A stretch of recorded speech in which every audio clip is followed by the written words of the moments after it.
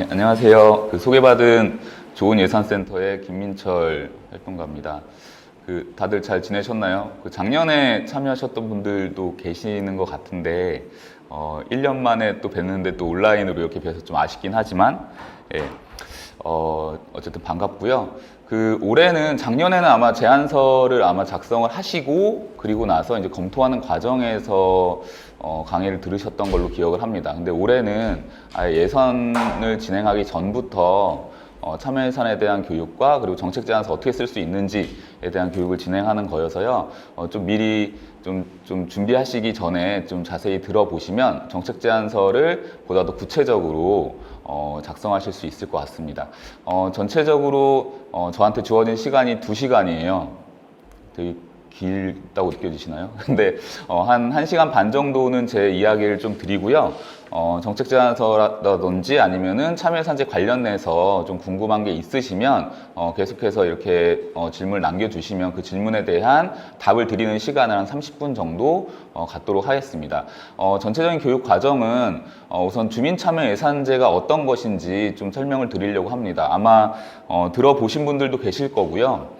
그리고 저희가 정책 제안서를 작성을 했을 때 이 제안서가 나중에 어떻게 되는지에 대해서도 미리 아셔야 되는 부분들도 있기 때문에 그래서 참여예산제가 어떤 것인지에 대해서 설명을 좀 드리고, 그리고 두 번째는 제안서를 발굴을 해야 하는데 실제로 이게 쉽지가 않습니다.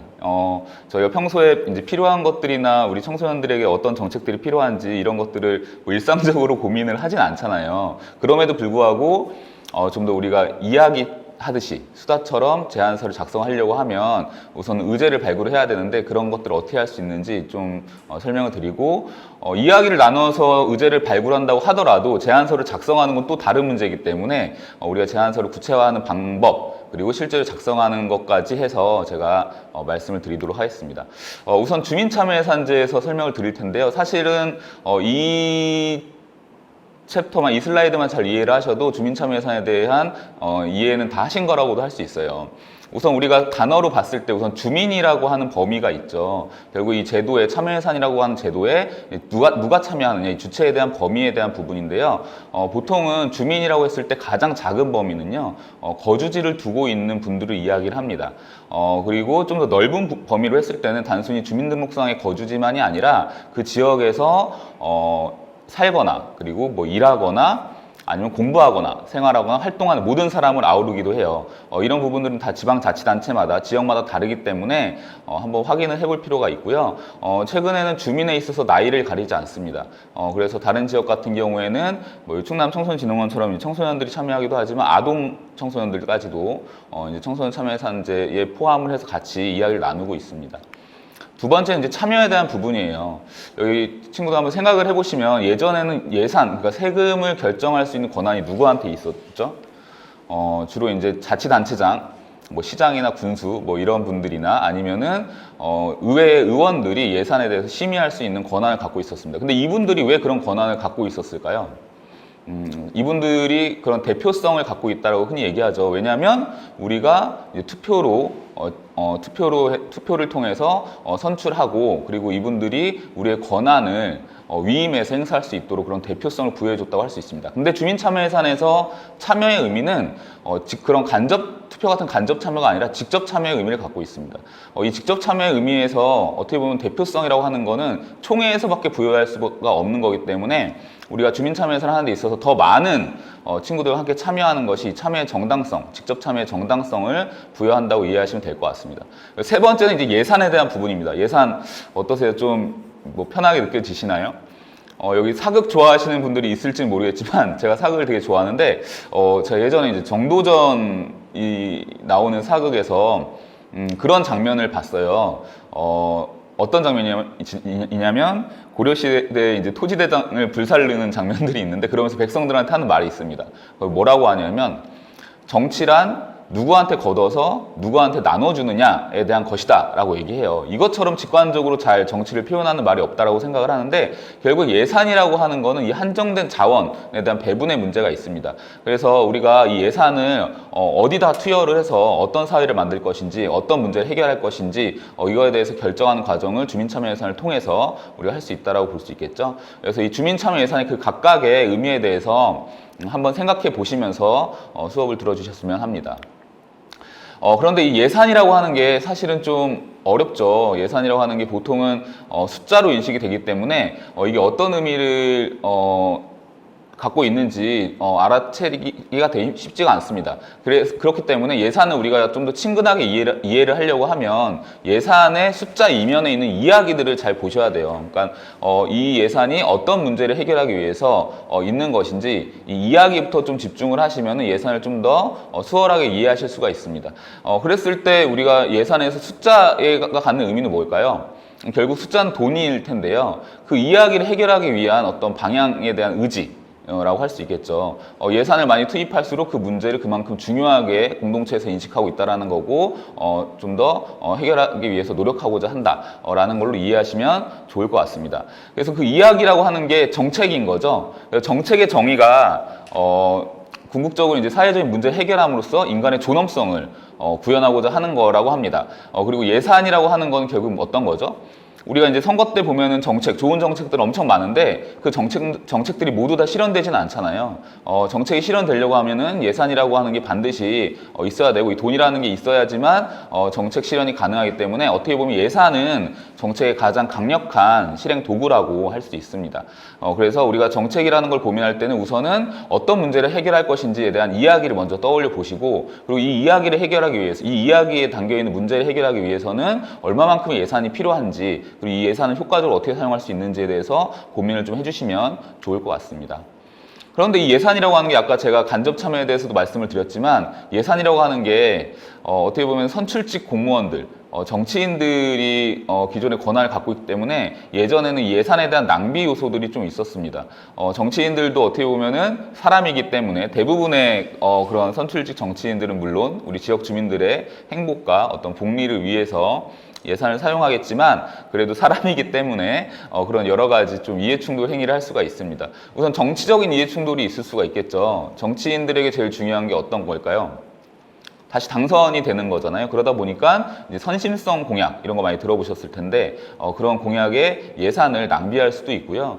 그리고 또 경제적인 이해충돌 행위가 있을 수도 있습니다. 우리가 최근에 아마 뉴스나 기사를 종종 보는 친구들은 많이 들었겠지만 정치인들이 어쨌든 권력이나 정보를 갖고 있기 때문에 그런 권한이나 지위를 남용해서 개인의 이익을 편취할 수도 있겠죠. 최근에 LH라든지 그런 사례들을 보시면 그런 것들을 많이 보실 수 있을 텐데 그렇기 때문에 이러한 문제들이 발생할 수가 있습니다.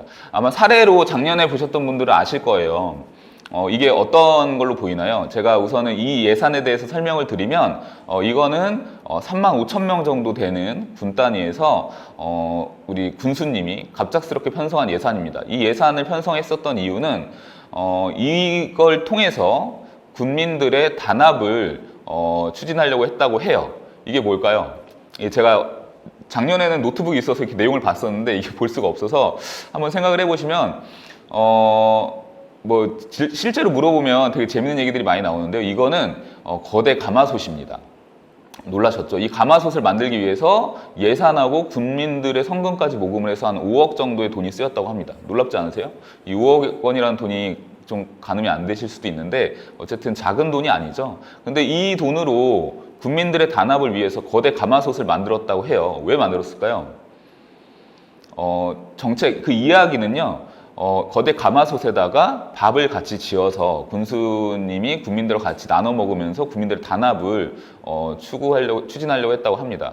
근데 이게 안 된 거죠. 이렇게 큰 가마솥이 제대로 밥이 될 리가 없죠. 그래서 실제로는 그런 사업도 잘 안 되고 이후에 이제 여기가 옥수수가 유명한 곳인데 옥수수 삶아 먹고 말았다고 합니다. 근데 이것만은 아니었다고 해요. 실제로는 우리가 단합대회도 하고 그리고 또 하나의 정책적 목표는 이게 이제 거대 가마솥이니까 어떻게 보면은 전 세계에서 가장 큰 질그릇으로 기네스북에 등재를 해서 관광 자원으로 활용하려고 하는 목적도 있었다고 합니다. 근데 제가 이렇게 말씀을 드리는 이유는 안 됐겠죠. 예, 그것도 제대로 알아보지 않았기 때문에 이게 43톤이나 되는데도 불구하고 호주에는 이거보다 더 큰 질그릇이 있어서 기네스북 등재도 실패했다고 해요. 근데 우리가 다시 한번 질문 처음에 이야기로 돌아갔을 때 이거를 군수님이 갑작스럽게 편성한 예산이라고 말씀을 드렸잖아요. 근데 왜 갑작스럽게 이런 예산을 편성을 했을까요? 2006년도에 어떤 일이 있었는지 한번 검색을 해보시면 아까 제가 말씀드렸던 그런 정치적 이해관계 때문에 선심성 예산이 어떻게 낭비되는지 그런 것들의 맥락을 좀 이해하실 수 있을 것 같습니다. 다른 사례들도 많은데 제가 좀 생략을 좀 하도록 하겠습니다. 시간이 많지가 않기 때문에. 그래서 저희가 이제 시민의 의지가 반영되어야 된다, 예산에 반영되어야 된다라고 이야기를 하는 거고요. 그걸 뒷받침하는 사상이 재정민주주의라고 하는 거죠. 여러분들 3월 3일이 무슨 날인 줄 아세요? 뭐 삼겹살 데이라고 많이 아실 텐데 그것도 맞고요. 근데 원래 3월 3일은 납세자의 날입니다. 원래는 조세의 날이라고 지정되었었던 날을 제가 일하고 있는 이 좋은예산센터에서 2000년대 초반에 납세자의 날로 바꾸면서 조세는 약간 의무에 대해서만 강조하는 부분들이 있는데요. 납세자는 좀 권리에 대해서 우리가 좀 생각해보고자 하는 의미가 있습니다. 그래서 이런 납세자의 권리에 대해서 지속적으로 이야기를 해왔는데 그런 것들이 어떻게 보면 재정민주주의에 담겨 있는 내용이라고 할 수 있겠죠. 그리고 이 재정민주주의는 그냥 일반적으로 우리가 민주주의도 그렇지만 그냥 만들어지는 게 아닌 거죠. 지금 여기 있는 여러분들처럼 우리가 청소년 정책에도 관심을 갖고 예산에도 관심을 갖고 있는 그런 시민들, 청소년들이 더 많아졌을 때 이런 재정민주주의도 달성될 수 있다라고 생각을 합니다. 이 재정민주주의를 달성하기 위해서 현실적으로 가장 강력하게 추진하고 있는 정책이 주민참여 예산이라고 하는 거예요. 지금 주민참여 예산제를 필요성에 대해서 말씀드리기 위해서 지금까지 이렇게 다양한 이야기를 좀 말씀을 드렸습니다. 주민참여 예산은 우리나라만 하는 건 아니고 전 세계적으로 작년에 제가 세계은행 자료를 봤더니 한 만여 개 도시에서 진행을 하고 있다고 합니다. 그 만여 곳의 도시에서는 다 목적이 좀씩 다르긴 하지만 공통된 과정은요, 주민들이 우선 권한을 갖고 있는 거죠. 실질적으로 우리가 의견을 얘기하고 있는데 권한이 없으면 어떻게 되죠? 힘 빠지잖아요. 그렇죠? 실질적으로 참여에 있어서의 실질적인 권한이 부여가 돼야 되는 부분인 거고요. 그리고 우리가 정책을 직접 제시할 수 있어야 되고요. 그리고 이 제시한 정책들에 대해서 그런 결정 권한, 우선순위에 대해서도 주민들이 직접 결정할 수 있는 권한이 있어야 됩니다. 그래서 이 세 가지가 충족되었을 때 주민참여예산제를 하고 있다라고 보는 거고요. 이러한 부분들은 전 세계적으로 공통된 부분이라고 할 수가 있습니다. 우리나라는 법적으로 되게 강력하게 의무적으로 명시를 하고 있어요. 이것도 전 세계적으로 되게 드문 케이스인데 우선은 지방재정법 제39조에 주민참여 예산에 대해서 의무적으로 진행할 수 있도록 명시를 함으로써 시민 권한을 어떻게 보면 강력하게 보호하고 있고요. 그리고 각각의 지방자치단체, 그러니까 충청남도도 하는 거고, 그리고 여기 이제 뭐 서산시라든지 뭐 금산군이라든지 뭐 예산이라든지 이런 지방자치단체에서도 다 각각의 조례를 제정을 하고 매년 운영 계획을 수립해서 참여예산제를 운영하고 있습니다. 이게 지방재정법 39조에 대한 내용인데요. 한번 심심할 때 보세요. 더 심심해질 수도 있겠지만 그래도 이게 우리가 시민 권한을 이렇게 법적으로 명시해놨다라고 하는 거를 한 번쯤 살펴보시면 좋을 것 같고요. 참고로 말씀드리면 나중에 여기 있는 친구들 중에서 법에 대해서 또 관심을 가질 수도 있을 것 같아서 말씀을 드리면 법을 보실 때 항상 서술어를 주목하셔서 보셔야 됩니다. 우리나라만은 끝까지 들어봐야지 아는 거잖아요. 그래서 서술어를 보면 뭐뭐 하여야 한다라는 조항이 있고요. 뭐뭐 할 수 있다라는 조항이 있습니다. 내용이 있는데 느낌이 오시죠? 뭐뭐 하여야 한다라는 건 어떤 거죠? 꼭 해야 되는 거죠. 그러니까 안 하면 안 되는 거죠. 예. 강제적으로 무조건 해야 되는 부분이고 뭐뭐 하여야 한다라는 건, 할 수 있다라는 건 어떤 거죠? 해도 되고 안 해도 된다라는 거죠. 재량 조항이라고 합니다. 그랬을 때 우리가 주민참여예산 제도를 지역에서 잘 하고 있는지를 보려면 해야 하는 부분들을 하고 있는지 확인하면 되겠죠. 안 하고 있으면 이건 뭐라고 할 수 있는 부분이겠죠. 그리고 할 수 있는 부분들, 해도 되고 안 해도 되는 부분들은 하도록 해야죠. 예, 계속해서 의견을 주고 계속해서 참여예산을 할 수 있도록 하도록 이렇게 의견을 주실 필요가 있습니다. 이건 나중에 한번 살펴보시고요. 청소년들도 당연히 주민으로서 주민참여예산의 주체로 활동을 하실 수가 있습니다. 그래서 주민참여예산에서 청소년의 참여 예산의 의미는 어떻게 보면 이전에는 주민 참여 예산에서의 주민이라고 하는 범주가 성인들만 인식을 했었는데 그렇지 않고 청소년을 시민, 주민의 일주체로 인정함으로써 청소년들의 권한도 당연히 보장하는 의미가 있고요. 또 하나는 사회적 인식 변화가 있습니다. 어떻게 보면 청소년을 이제 미성년자라고도 많이 하는데 계속해서 이제 교육의 대상이라든지 가르치거나 훈육해야 되는 대상으로만 인식을 해왔었는데 청소년 참여예산제에서는 그렇게 인식하는 게 아니라 당당한 미래 세대의 주인으로서 청소년으로 인정하고 있습니다. 여기 있는 친구들도 아마 그런 얘기 많이 들어보셨을 거예요. 특히나 최근에 코로나 때문에 재난지원금 얘기가 많이 나오는데 재난지원금의 예산을 미래 세대에 대한 부담이라고 자꾸 얘기하면서 실질적으로 결정권은 청소년들한테 안 주는 거, 이런 것들이 문제가 될 수 있겠죠. 하지만 참여예산에서는 그러한 부분들에 있어서 당당한 미래 세대의 주인으로서 여기는 청소년들이 예산 과정에 적극적으로 참여할 수 있도록 보장하고 있습니다. 전국적으로 청소년 참여예산제를 다 하진 않지만 하고 있는 곳들은 대략적으로 이렇게 한 5가지 과정으로 운영을 해요. 이거를 하나만 운영하는 곳도 있고 두세 개를 같이 운영하는 경우들도 있습니다. 그래서 일반적으로 청소년 총회를 하는 경우들이 있어요. 충남 같은 경우가 청소년진흥원에서 한 2, 3년 전에는 총회를 진행했었던 걸로 알고 있고, 저 사진이 예전에 이제 청소년들이 참여해서 청소년 정책을 결정했었던 그러한 장면이라고 할 수가 있고요. 그리고 청소년 참여예산위원회를 별도로 구성하는 곳들도 있습니다. 대표적인 게 이제 수원이라고 할 수가 있는데요. 수원 같은 경우에는 법으로 청소년 참여예산위원회를 명시함으로써 청소년들이 제안한 정책을 청소년들이 결정을 하는 거죠. 그래서 청소년 참여예산위원회를 운영하는 곳도 있고, 지금 올해 같은 경우에는 금산도 처음으로 시작을 했지만 충남 같은 경우에 작년에도 그렇고 청소년 정책 제안 대회를 이제 진행을 하고 있습니다. 이 정책 제안 대회는 실질적으로 정책을 발굴하고 이걸 만들고 난 다음에 이제 그런 부분들, 청소년 정책에 대해서 실질적으로 참여 예산을 통해서 실현을 하든 아니면은 직접 이제 사업부서와 같이 이야기를 해서 그것이 내년도 예산에 반영할 수 있도록 하는 과정이라고 이해하시면 될 것 같고요. 청소년 참여 예산 학교는 어떻게 보면 오늘 같은 과정이라고 이해하시면 돼요. 참여 예산이 뭔지 모르기 때문에 교육을 통해서 참여 예산에 대해서 우선 이해를 하고 정책 제안서 또 어떻게 쓸 수 있는지, 어떤 정책을 제안할 수 있는지에 대해서 함께 배워보는 시간이라고 할 수 있겠습니다. 그리고 아동 청소년 참여 예산 같은 경우에는 저희가 청소년들도 후기 청소년까지 되게 연령대가 되게 다양하잖아요. 보통은 이제 9세부터 24세까지로 제가 알고 있는데 그렇기 때문에 좀 더 이제 학년에 따라서는 좀 관심 있어하는 예산이라든지 정책이 다를 수가 있습니다. 그래서 별도로 아동 청소년들을 대상으로 참여 예산을 운영하는 곳이 있습니다. 뭐 서울 강서구라든지 강동구라든지 몇 군데가 있고요. 그래서 이 5가지 과정들을 아까 말씀드렸던 것처럼 하나만 하지 않고 결합해서 하는 경우들이 있고, 지금 충남 청소년진흥원도 어떻게 보면은 참여예산 학교를 먼저 진행을 하고 청소년 정책 제안 대회를 진행하는 걸로 이해해 주시면 될 것 같습니다. 좀 사례를 보려고 하는데요. 청소년들도 당연히 주민으로서 제안 사업을 제출할 수가 있고, 그리고 그런 정책 제안들에 대해서 결정할 수 있는 권한이 있습니다. 제가 지금부터 말씀드릴 내용들은 이러한 정책들이 무조건 된다 이 얘기가 아니라 청소년들이 주민 참여 예산을 통해서 어떠한 문제를 해결하고 싶어 했는지 그런 주된 관심사들을 한번 본다는 의미로 살펴보시면 될 것 같습니다. 우선 1차적으로 주민 참여 예산에 있어서 되게 중요한 의미이기도 하죠. 지역사회하고 청소년들이 어떻게 연결될 수 있을지에 대해서 고민을 많이 해주신 것 같아요.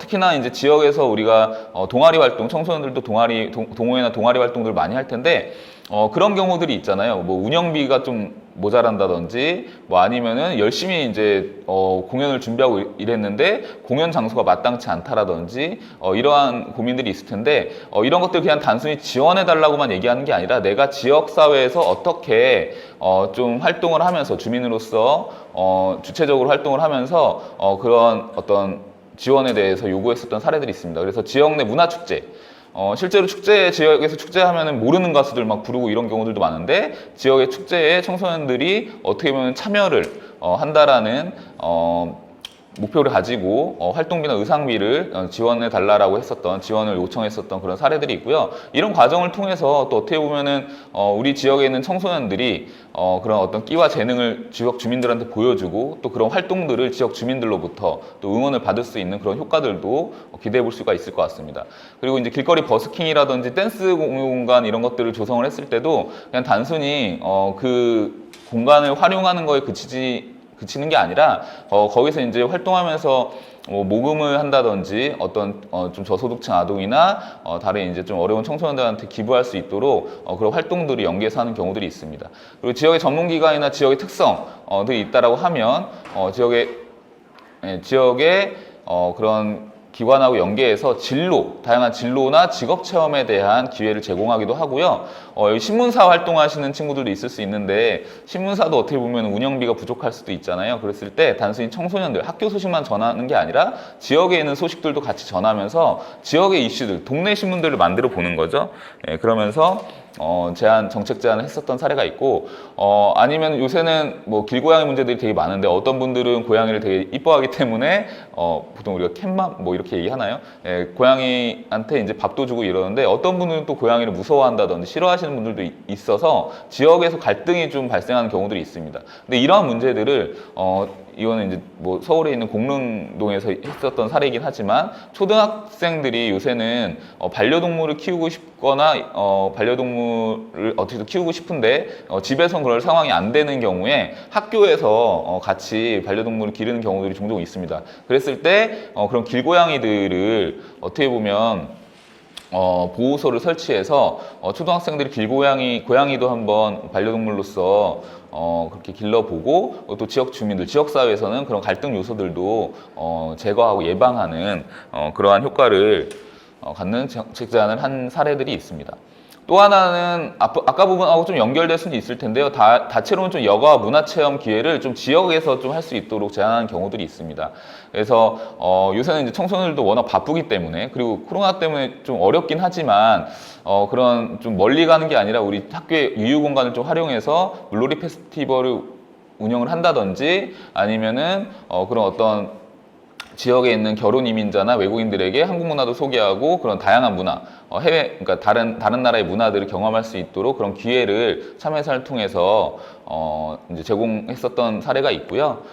그리고 청소년 재능이 또 지역 공동체에 기여하는 부분들이 있습니다. 아까 전에 봤었던 것처럼 지역사회 연결하기에 한 부분일 수는 있지만, 단순히 이제 직업 교육만으로 끝나는 게 아니라 그런 교육을 받아서 좀 더 전문적인 교육을 받는 거죠. 전문 교육을 받아서 지역에 있는 어려운 이웃들에게 그런 재능 기부를 한다든지 아니면은 동네 어르신들에게 뭐 네일 아트를 매개로 진로 교육도 하고 봉사활동을 하면서 동네 어르신들에게 어떤 말벗도 되어드리는 그런 사업들을 진행한 사례가 있습니다.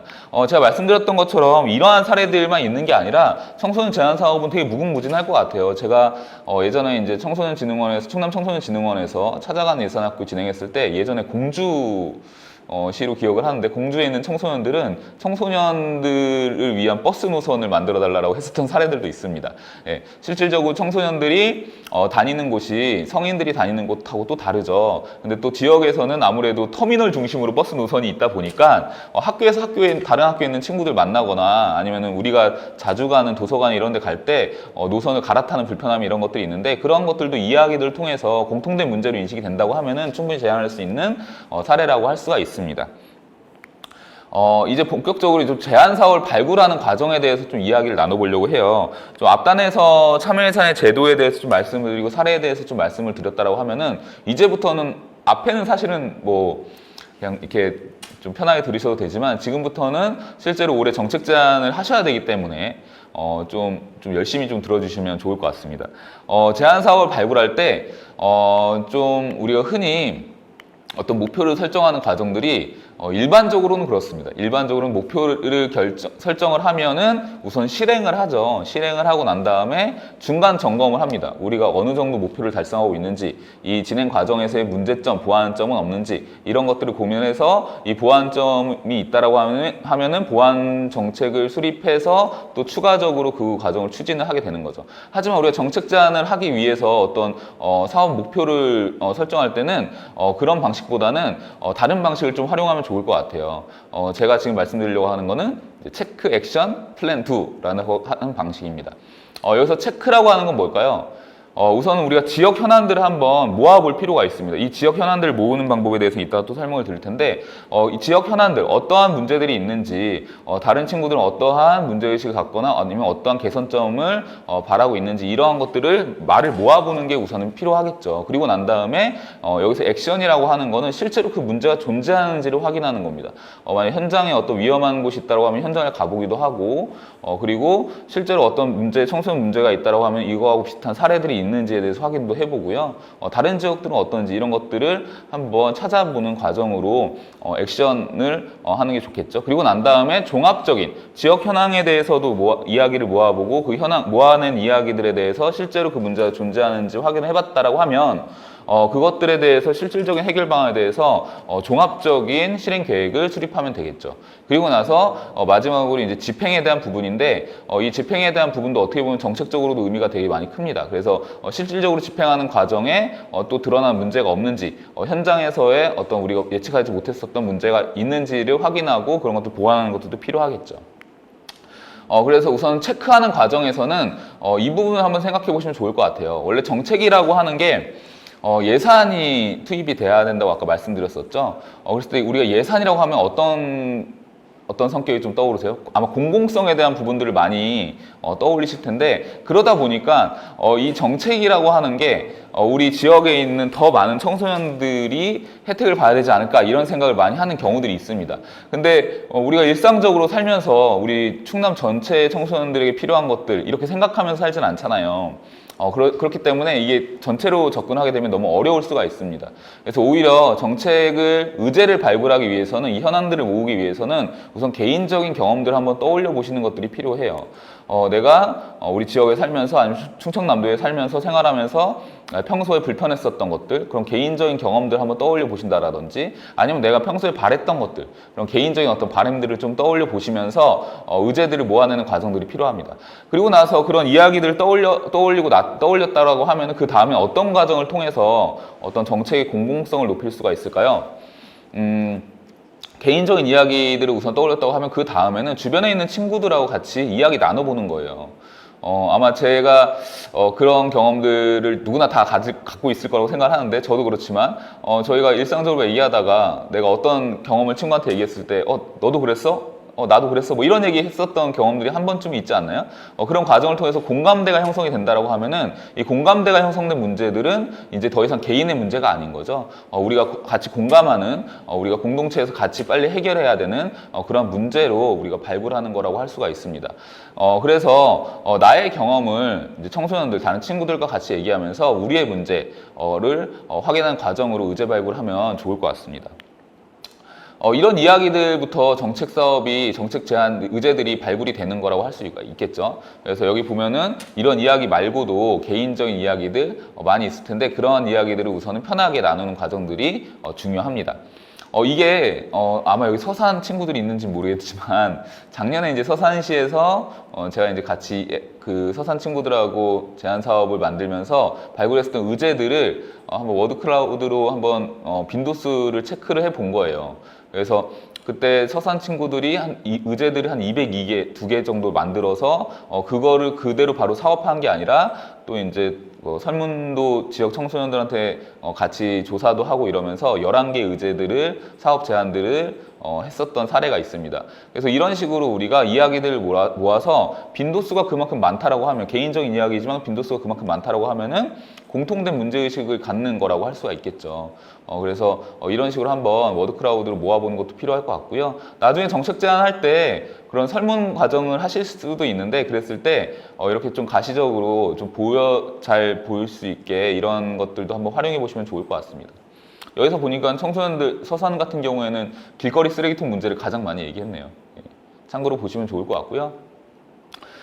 이런 과정인 거죠. 제가 이 사례는 워낙 많이 활용을 해서, 이게 수원에 있는 청소년들이 진행을 했었던 사례인데, 우리가 이런 경우들이 있을 수가 있어요. 그러니까 개인적인 이야기를 했을 때 내가 A라는 위치에서 B라는 학교로 가는 거에 대해서 개인적으로 이야기를 서로 나눈 거죠. 한 친구가 내가 B에 있는 학교로 가기 위해서는 횡단보도를 2번 건너야 되기 때문에 내가 운이 없어서 내가 지각을 한 적이 있어, 이렇게 얘기를 합니다.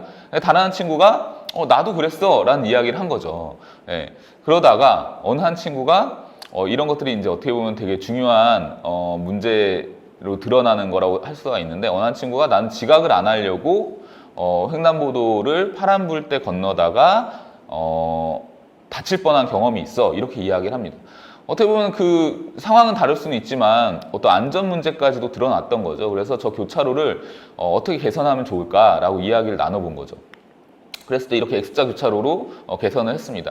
어떻게 보면 이 X자 교차로를 통해서 여기 있는 개인적인 이야기를 했었던 친구들이 편익을 볼 수도 있겠지만, 이 친구들만이 아니라 이 교차로를 이용하는 거는 학교를 다니는 모든 청소년들이 해당하는 거겠죠. 그리고 또 더 넓게 생각을 해보면 이 X자 교차로가 좀 더 보행 친화적이잖아요. 걸어 다니기 좋게 만든 거여서 주민들도, 지역에 있는 주민들도 혜택을 볼 수 있는 거라고 할 수가 있겠죠. 그래서 이 이야기의 시작은 어디였죠? 개인적인 경험이었잖아요. 이 개인적인 경험을 토대로 서로 이야기를 나눴을 때 공통의 문제가 드러났고, 이 문제를 해결하기 위해서 아이디어를 정책으로 제안을 해서 이렇게 X자 교차로가 설치되고, 이거에 대한 편익은 어떻게 보면 이 교차로를 이용하는 모든 주민들, 청소년을 포함한 모든 주민들에게도 영향을 끼쳤다라고 이해하실 수 있을 것 같습니다. 이것도 넘어가도록 할게요. 그리고 두 번째는요, 우리가 제안 의제를 만들기 위해서는 개인적인 경험을 떠올리는 것도 중요하지만 적극적으로 공감하려고 하는 과정들이 필요해요. 우리가 개인적인 경험 얘기했을 때 얘기하고 싶지 않은 친구들도 있을 수 있죠. 왜냐면 이렇게 말이 되겠어? 뭐 이렇게 얘기할 수도 있는데, 이게 사람마다 상황이 다르기 때문에 그렇습니다. 인식하는 게 다르기 때문에 그런 거고, 하지만 우리가 개인적인 경험들을 공감대를 만들기 위해 서로 이야기를 나누는 과정에서는 좀 그 친구의 입장에 대해서 이 친구가 어떤 거에 지금 관심을 갖고 있는지에 대해서 좀 적극적으로 공감하려고 하는 과정들이 필요합니다. 그리고 또 하나는 이런 부분들이에요. 우리가 지역 주민들, 나의 경험들만 떠올려 보는 게 아니라 우리 주변에 있는 좀 어려운 이웃들의 모습들이라든지, 아니면 좀 어려운 환경에 있는 우리 친구들에 대한 모습들을 보면서 직접 물어볼 수는 없잖아요. 어떤 게 어렵습니까? 이렇게 물어보기 힘든 경우들이 많은데, 한번 그 친구들의 상황, 그분들의 어려운 처지, 이런 것들을 좀 적극적으로 공감을 하면서 제안 사업으로 고민을 해주실 수가 있을 것 같습니다. 이거는 실제로 2016년도에 참여예산을 제안을 해서 2017년도에 진행을 했었던 사업인데, 이것도 폐지수거 어르신이 직접 제안한 게 아니라 한 시민이 제안을 한 거죠. 이 시민은 저기 폐지수거 어르신의 모습을 보면서 어떤 부분에 공감을 했을까요? 되게 위험해 보인다, 이런 부분들인 거죠. 그래서 제안 사업 내용을 보시면 아시겠지만 이분들이 폐지가 나와 있을 때가 보통은 밤 늦은 시간이라든지 새벽이잖아요. 이분들이 이제 새벽이나 밤 늦은 시간에 활동을 하시는데 이분들이 너무 안 보이고 이러니까 너무 위험한 거죠. 그래서 야광 안전용품을 우선적으로 지급을 하고, 또 하나는 이분들만 해당하는 게 아닙니다. 우리들도 안전불감증 많이 들어보셨죠? 우리가 위험한 상황에 이라는 걸 인식 못하는 경우들도 종종 있어요. 그래서 그런 부분들에 대해서 교육을 또 제공하면서 단순히 이제 야광용품만 지급하는 게 아니라 좀 위험한 상황을 좀 인식하실 수 있도록 그렇게 좀 그 사업을 제안했었던 사례가 있습니다. 이런 이야기들을 모아갈 때 퍼실리테이션 기법들을 좀 활용하시면 좋죠. 여기 있는 친구들 중에서는 아마 학교에서도 브레인스토밍 같은 거 많이 해보셨을 텐데, 제가 소개시켜 드리려고 하는 거는 브레인스토밍의 일종인 로터스법입니다. 연꽃기하법이라고도 하고요. 그랬을 때 이거의 가장 큰 장점은 우리가 협력을 통해서 저 네모 칸 안에 모든 아이디어를 모아낸다라는 데 있어요. 왜 협력하는 과정이 중요하냐면, 저희가 제안사업 아이디어들 고민할 때도 보면은 실제로 좀 말하기가 좀 어려운 부분들이 평가를 받을까봐, 흔히 충족평판이라고 그러죠.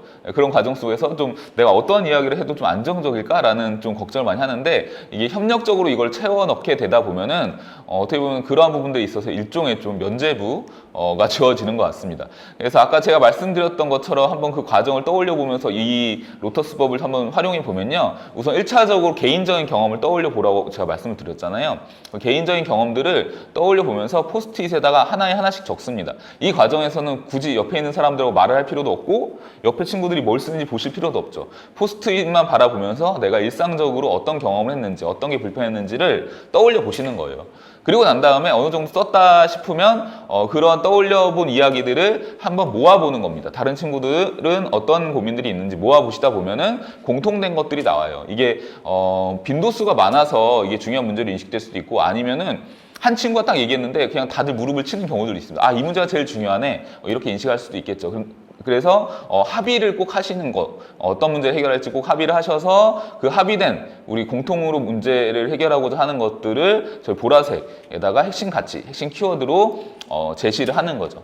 그리고 난 다음에는 이 파란색에다가는 이 핵심 가치를 달성하기 위해서, 이 목표를 달성하기 위해서 어떤 것들이 필요한지 세부 과제들을 설정하시는 겁니다. 이 세부 과제들은 어디에 있을까요? 다시 포스트잇 할까요?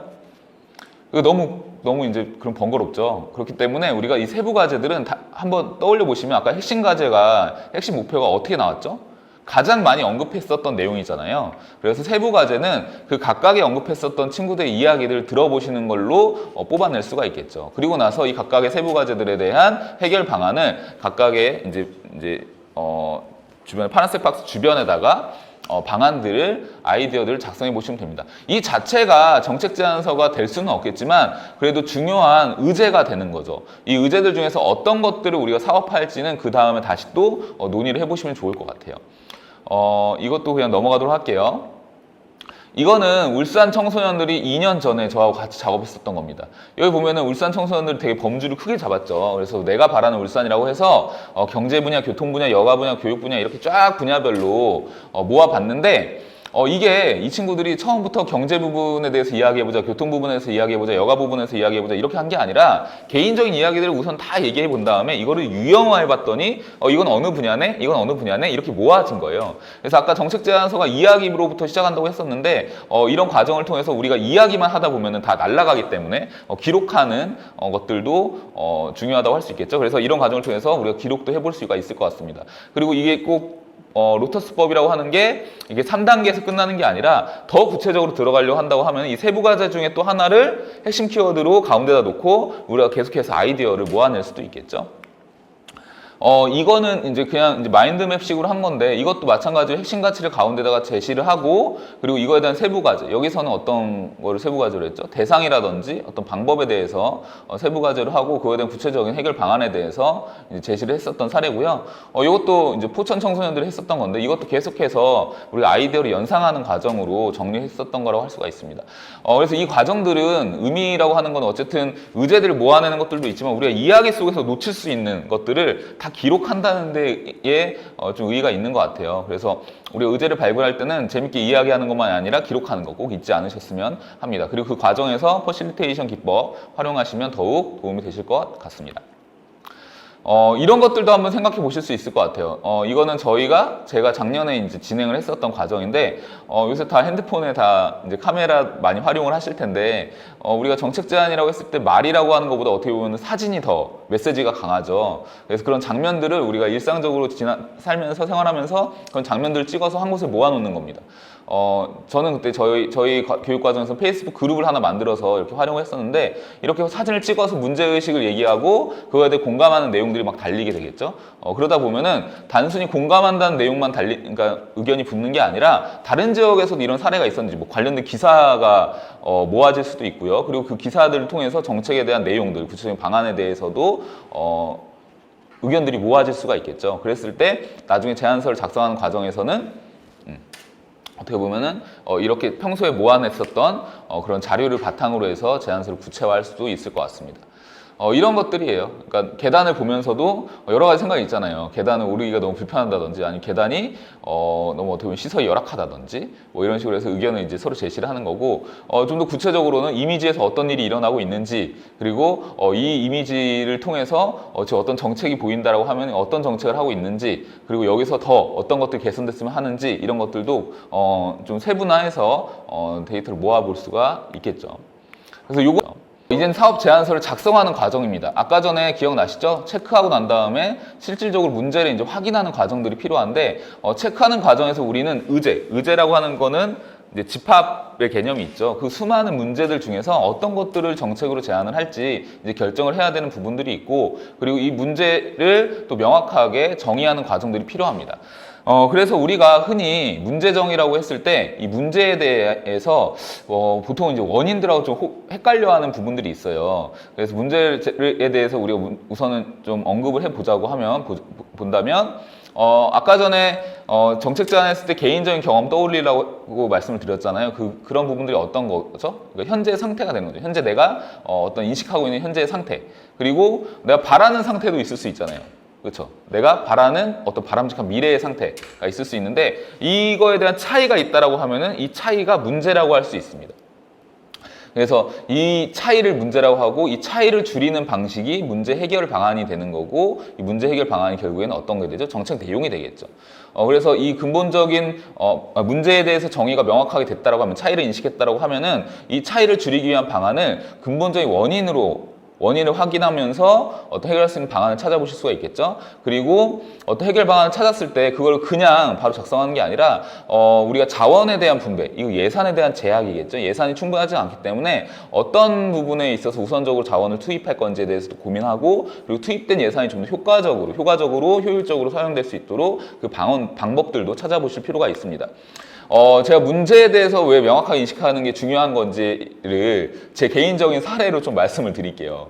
제가 이제 작년에 이제 코로나가 확산되기 전에 작년에 이제 살을 빼기 위해서 좀 노력을 했었는데 이제 그것 때문에 그때 이제 제가 실제로 경험했었던 사례입니다. 제가 코로나 전에는 지금 모습보다는 좀 살이 안 찐 상태였는데 연말 연초에 제가 친구들하고 노는 걸 좋아하다 보니까 막 많이 먹고 다녔어요. 그러다 보니까 이제 살이 막 붙는 거죠. 그래서 제가 배드민턴을 원래 이제 레슨도 한 3년 정도 받고 동호회도 하기 때문에 재밌게 좀 살을 빼야겠다라고 생각을 해서 배드민턴을 등록을 하고 딱 하루를 쳤습니다. 근데 그 다음 날에 코로나가 확산이 막 되는 거죠. 그러다 보니까 제가 다니는 곳이 이제 마포구에서 운영하는 체육관이었는데 공공시설들이 폐쇄가 되는 거예요. 그래서 딱 하루 운동을 하고 운동을 못 하게 됐죠. 그리고 사무실에서도 재택근무를 권장을 하면서 제가 재택근무를 하면서 좀 규칙적인 생활을 했어야 됐는데 밤에 막 늦게까지 일하고 하다 보니까 야식도 많이 먹고요. 치킨도 시켜 먹고 그리고 제가 다큐멘터리를 좋아하는데 넷플릭스에서 밤늦게까지 다큐멘터리 보면 어떻게 되죠?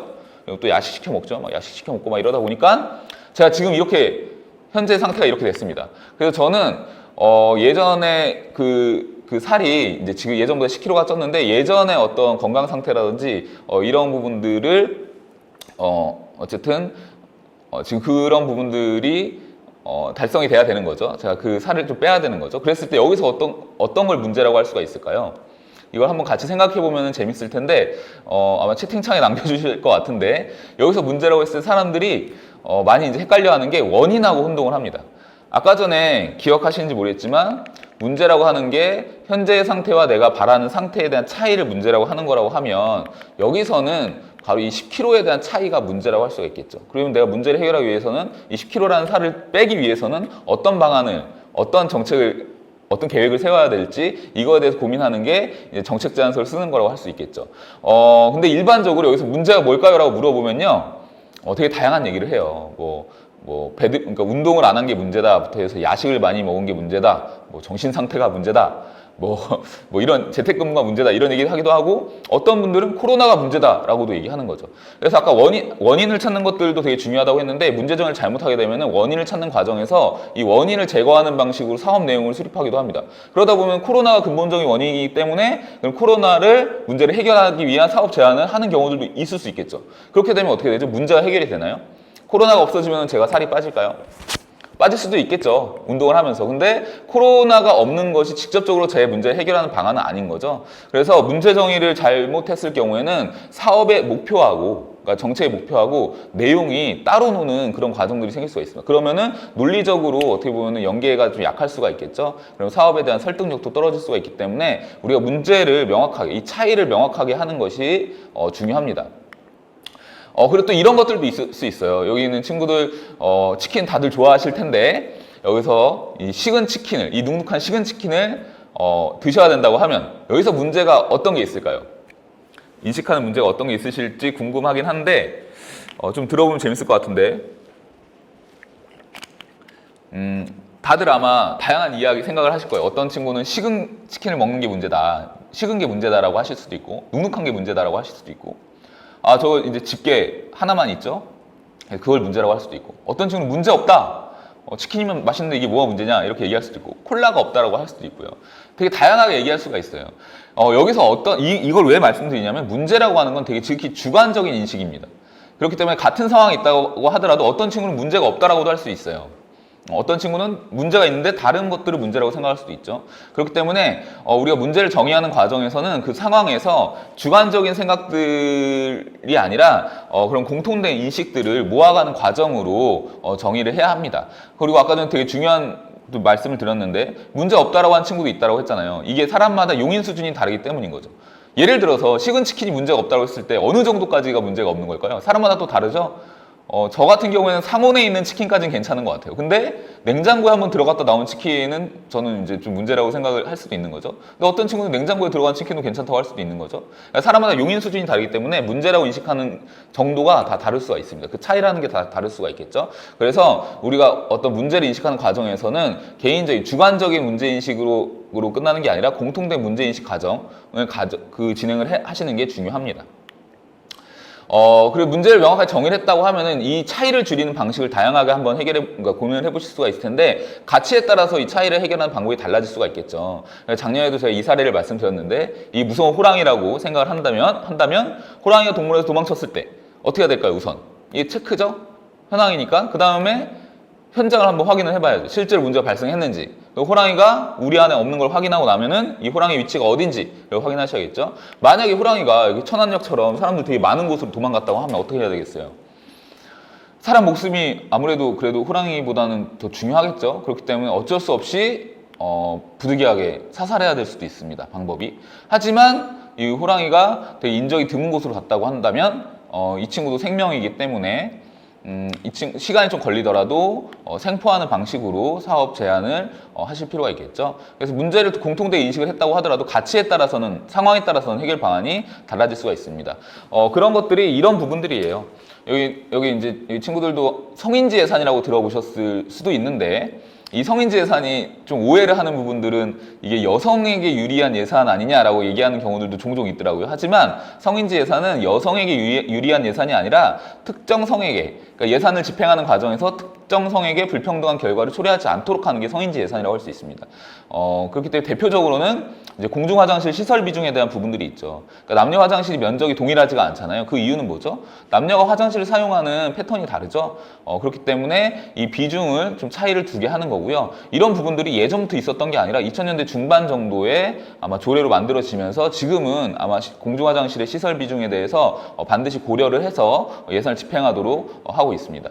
그리고 남성 화장실 기저귀 교환대에 대한 부분은 뭐냐면, 우리가 육아에 대해서 이제는 남녀가 같이 하는 거잖아요. 누굴 도와준다라는 개념이 아니라 같이 공동으로 육아를 해야 되는데, 남성들이 아이하고 같이 산책을 했을 때 아이가 기저귀를 갈아줘야 될 때도 있고 뭐 밥을 먹어야 될 때도 있는데, 그런 아이와 관련된 시설이 남자들이 접근하기 힘든 곳에만 있는 거예요. 그래서 실제로 주민참여예산을 통해서 안양시에서는, 안성시 좀 헷갈리긴 하는데요, 거기서는 한번 그런 시설들을 한번 찾아봤더니 남성 화장실, 공공 화장실에 남성 화장실에는 대부분의 그런 기저귀 교환대가 없는 거죠. 그래서 그러한 부분들을 설치하도록 했었던 사례가 있습니다. 지금은 이런 부분들도 막 조례로 만들어지고 그래요. 그래서 같은 사업임에도 불구하고 특정 성에게 불평등한 결과를 초래하지 않도록 다시 우리가 가치에 대해서 고민을 함으로써 더 좋은 사업 방안이 나올 수가 있고요. 그리고 또 하나는 뭐죠? 우리가 공동체라든지 아니면 사회적 소수에 대한 권익, 그리고 환경보호. 우리가 작년에 좀 장마가 막 길어지면서 좀 환경운동화 하시는 분들은 이게 장마가 길어진 게 아니라 기후재난이다라고까지도 말씀하셨는데, 올해도 좀 이상하죠. 올해도 지금 어떻게 보면은 우리가 교과서에서 배운 장마는 지금부터죠. 6월 말부터인데 막 5월 초부터 동남아시아의 우기처럼 비가 계속 스콜식으로 내렸다가 그쳤다 이런 식으로 하는데, 그런 어떤 환경에 대한 관심도 많이 높아지는 것 같습니다. 그리고 동물권에 대해서는 어떠신가요? 이 반려동물이라는 말이 이게 예전부터 있었던 게 아니라 3년 전부터 만들어졌다고 해요. 사용됐다고 해요. 이것도 저도 동물권 운동 하시는 분에게 들었는데, 동물권에 대해서 예전하고 좀 다른 인식을 하시는 거죠. 그래서 이러한 새로운 사회적 가치에 대한 고려들이 필요합니다. 작년에 우리가 공통된 경험을 했었던 게 코로나에 대한 부분이잖아요. 코로나 때문에 어떤 것들이 또 되게 중요한 가치로 떠올랐을까요? 공중보건에 대한 그런 부분들도 있고, 어떻게 보면 코로나가 뭐 기후변화라든지 아니면 무분별한 난개발로 또 발생한 것도 있기 때문에 그런 것들에 대한 시민의 어떤 공통된 인식들도 만들어진 것 같습니다. 그런 것들도 고려해 볼 수가 있겠죠. 그렇게 새로운 좀 사회적 가치에 대한 고려를 해보시면 이전에 우리가 인식하지 못했었던 어떤 문제들을 포착하면서 이거에 대한 개선점을 또 찾아내고, 그러면 사업의 효과성을 높일 수도 있겠죠. 예, 이건 넘어가도록 하겠습니다. 그리고 이런 것들도 한번 생각해 보시면 좋을 것 같아요. 우리가 이것도 한번 물어보면 되게 좋을 텐데 여기 친구들 한번 떠올려 보세요. 우리 몸의 중심이 어디라고 생각하세요? 우리 몸의 중심, 내 몸의 중심. 예, 내 몸의 중심 이렇게 물어보면 되게 다양한 얘기를 합니다.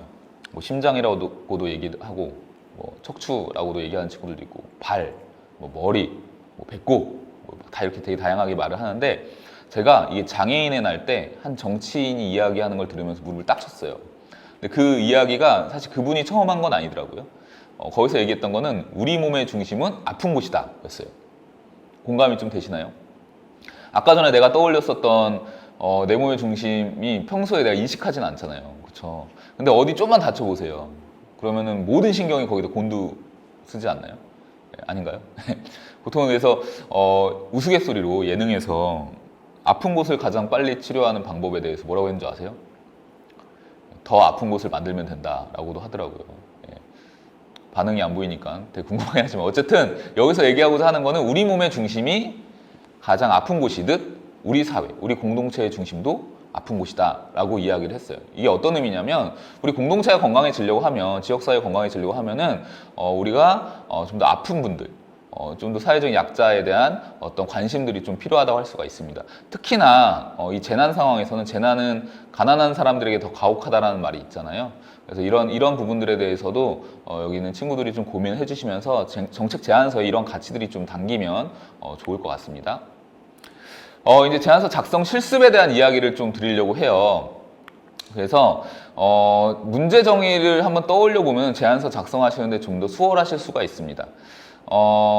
아까 전에 말씀드렸던 게 우리가 의제를 발굴하는 과정이 현재의 상태를 떠올려 보는 거라고 했어요. 제가 현재 어떤 고민들이 있는지, 지역사회에 살면서 어떤 경험들이 있는지 그때 현재의 상태에 대해서 우선 떠올려 보실 필요가 있다고 했는데, 그 상태라는 게 뭐죠? 결국에는 불편한 거에 대해서 이야기를 하는 거잖아요. 그거는 바로 이 사업에 대한 필요성, 문제 인식이라고 할 수 있겠죠.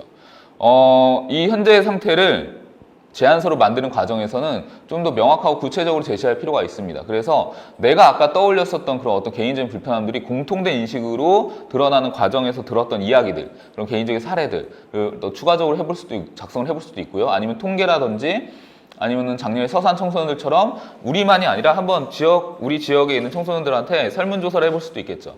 그런 것들이 통계로 나와서 그렇게 공통되게 많이 인식을 하고 있다고 하면은 그거를 구체적인 근거로서 활용하실 수도 있을 것 같습니다.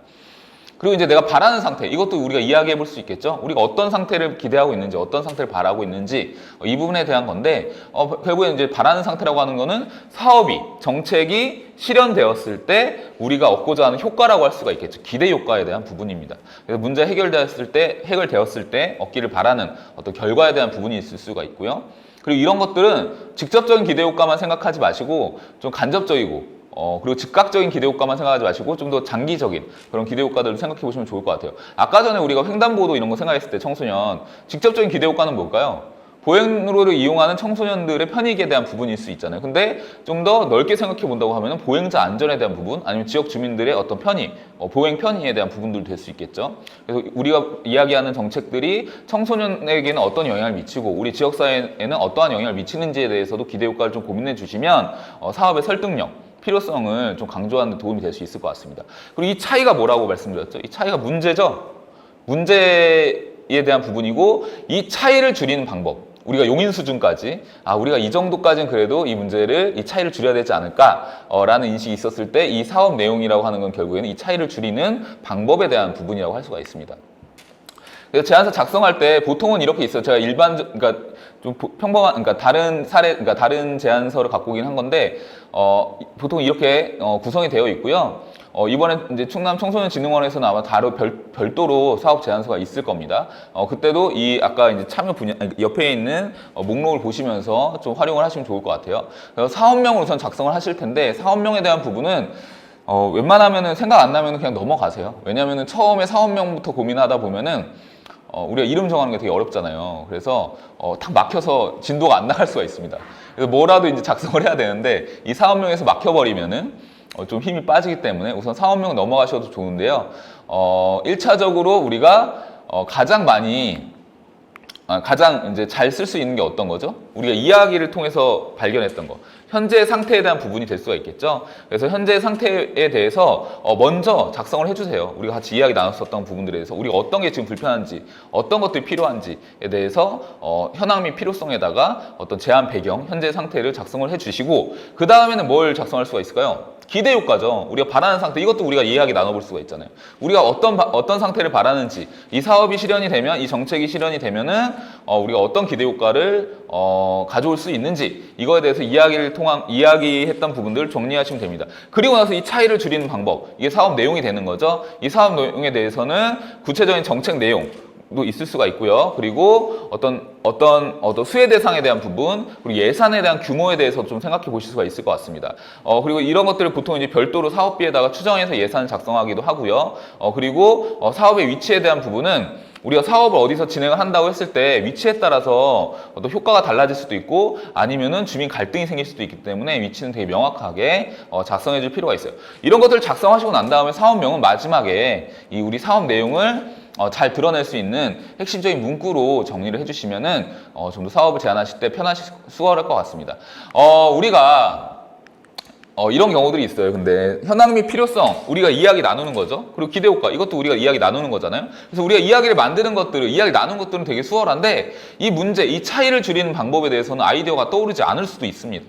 그럴 때는 제가 지금부터 말씀드리는 부분들은 이게 일반적으로 공공정책을 고민하는 과정에서도 동일해요. 이게 친구들이 뭐 아이디어가 없어서 이렇게 방법을 활용해 보라고 하는 게 아니라 실질적으로 정책 전문가라고 하시는 분들도 어떤 문제가 드러났을 때 이 문제를 해결하기 위한 정책 내용을 어떻게 고민하시냐면 다른 해외 사례는 없는지 아니면 다른 지역에서 이런 문제가 없는지 있었다라고 하면 이 문제를 어떻게 해결했는지를 벤치마킹을 합니다.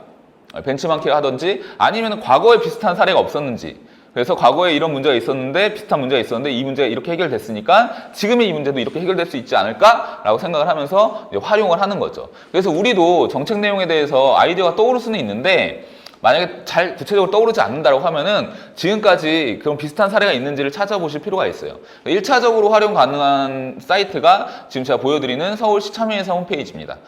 서울시 참여예산 홈페이지는 지금까지 주민들이 제안한 사업들 23,000여 건의 사업들이 다 모아져 있어요. 그러니까 올해도 제안을 했기 때문에 아마 더 많아졌을 텐데 이런 홈페이지에 들어가셔서 한번 키워드로 검색을 해보시면 은 관련된 사업들에 대한 내용들을 확인하실 수가 있습니다. 그리고 여기는 참여예산 홈페이지 같은 경우에는 내용들만 확인하실 수가 있는 게 아니라 이거에 대해서 행정에서는 어떻게 판단을 했는지 어떻게 평가를 하는지에 대해서 평가 결과도 알 수가 있고요. 이 사업이 추진이 됐는지 안 됐는지 이거에 대한 내용들도 확인하실 수가 있습니다. 그렇기 때문에 정책 제안을 하실 때에 우리가 문제를 정했다고 하면 이 문제를 해결하기 위해서 이 차이를 줄이기 위해서 어떤 정책 내용에 대한 어떤 벤치마킹을 위해서 이 사이트를 적극적으로 활용하시면 좋을 것 같습니다. 두 번째는 기사 검색해 보시는 거예요. 우리가 기사화가 됐다라는 거는 어떤 의미가 있을까요? 어떤 정책이 기사가 됐다. 엄청 효과가 높거나 아니면은 망했거나겠죠. 예. 그렇기 때문에 어중간한 것들은 기사화가 안 됩니다.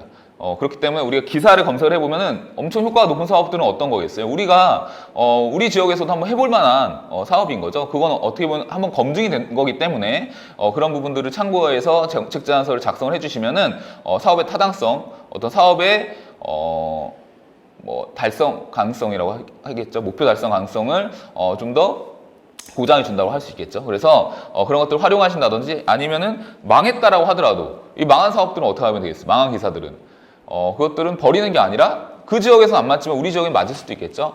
우리 지역에서 한번 활용해 볼 수도 있고 아니면은 이게 왜 안 됐는지 한번 우리가 검토해 보면서 우리가 이 사업이 될 수 있는 방향으로 보완해서 사업을 제안해 주실 수도 있겠죠. 사업명은 이렇게 간단하게 제가 아까 말씀드렸던 것처럼 명확하게 사업 내용을 드러낼 수 있는 것들로 해주시는 게 중요해요. 그렇기 때문에 정책 제안 대회 때도 사업명을 작성하실 때 이 사업명이 우리가 제안하고자 하는, 우리가 해결하고자 하는 문제를 드러내고 있는지를 꼭 검토를 해주셔야 됩니다. 안 그러면 정책 제안 내용, 사업 내용하고 정책 제안 내용이 맞지 않으면은 실질적으로 아무리 내용이 풍부하고 잘 썼다고 하더라도 뭔가 이해하기가 힘들고 좀 공감하기 힘들겠죠. 그래서 사업명은 꼭 마지막에 사업 내용을 잘 보시고 작성을 해주시면 좋을 것 같아요. 사업 위치, 아까 말씀드렸던 부분이죠. 그래서 예를 들면 저런 거 오른쪽 같은 경우에 이제 호숫가에다가 우리가 자전거 타는 사람들의 안전을 위해서 펜스를 설치한다고 했을 때 우리가 현장을 가보면 호숫가에는 자전거 타시는 분들만 있는 게 아니죠. 산책하시는 분들도 계시잖아요. 그러면 이 산책하시는 분들이 왜 호숫가에 가서 산책을 하실까요? 호수 경치 보면서 산책하려고 하는 건데 자전거 타시는 분들의 안전을 위해서 펜스를 둘러버리면 산책하시는 분들이 어떻게 보면은 권리가 침해되는 걸 수도 있잖아요. 그래서 그런 부분들을 갈등의 요소가 될 수 있기 때문에 이런 것들 어떻게 조정할지, 위치를 어떻게 해야 될지 이런 것들도 현장에서 확인해 보실 필요가 있겠죠. 기간 같은 경우에는 참여예산 사업은 흔히 말해서 단년도 사업이라고 합니다. 단년도 사업의 의미는 뭐냐면 1년 내에 사업이 완료가 돼서 효과가 나타나야 돼요. 그렇기 때문에 사업 기간에 따라서 만약 효과가 다른 사업 같은 경우에는 기간을 명시해 줄 필요가 있습니다. 뭐 이를테면 저런 거가 될 수 있겠죠. 우리 지역에 꽃이 피는데 이게 4월에 피는지 5월에 피는지 지역 주민들이 아니면 모르잖아요. 담당 공무원은 모르기 때문에 이거를 그냥 기간을 명시 안 한다고 하면은 꽃이 다 지고 나서 사업을 할 수도 있겠죠. 그러면 효과가 떨어지겠죠, 당연히. 예.